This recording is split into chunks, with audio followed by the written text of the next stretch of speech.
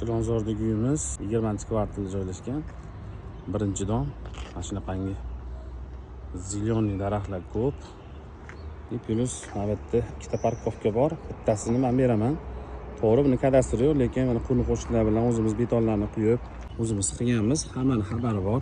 Uyimiz mana ziloniy zonalarga ega. O'zini mana bitta mana qilingan narsalar, ularni qo'ni qo'shnilar bilan qilganmiz o'zimiz. Podezimiz ham bitta bizning podezimiz mana shunaqangi domofonli podez. Yangi qo'yilgan. Uy kirgandan keyin mana koridordan kirganda mana to'g'rida hammom joylashgan. Bu yerdan kirganda mana detskimiz joylashgan. Detskilarimiz pardalari ilingan, gilamlari solingan, karavatlar qo'yilgan. Lampochkamiz qo'yib popitib olmaysizlar.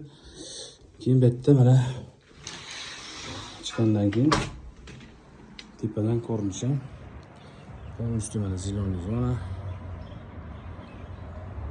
Xuddi devorlari diski plashatkalari mavjud. Keyingi xonamiz spalniy. Spalniyimizga ham polностью mana mebel texnikalari hamma narsalar yangi holatda turibdi, qo'yilgan. Konsoli mavjud. Keyingisimiz mana zalimiz. Zalimiz ham haqiqiy bir odam kelganda odam kayfiyatini ko'taradigan darajada chiroyli qilib qilingan. Mebellarimiz yangi. Gilamlarimiz, ustunlarimizga mana bularni moslab qilganmiz. Did bilan. Hamma joylarni ham did bilan qilib qilingan. Bu tarafdan ham mana ziloniy zona. Yana bitta narsaga e'tibor berasizlar, bu oynalar yodivoy oynalar. Ochgandan keyin mana o'sha farqi bilinadi. Xatirjat qiladi mana. Mana bu bilan mana bu farqi bor. Bu ultrabinafsha nurlar o'tkazmaydigan qimmat yodivoy oyna qo'yilgan. Bu tarafdan mana domimizning ko'rinishi, yana ziloniy zonalari alohida tema. Bu narsani bilgan biladi. Bu havo aylanish uchun juda ham zo'r.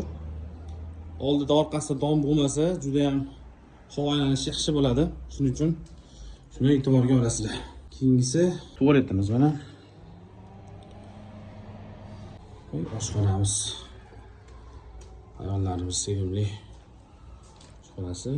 Vitishkalar qo'yilgan. Hammasi joy-joyida inshaalloh.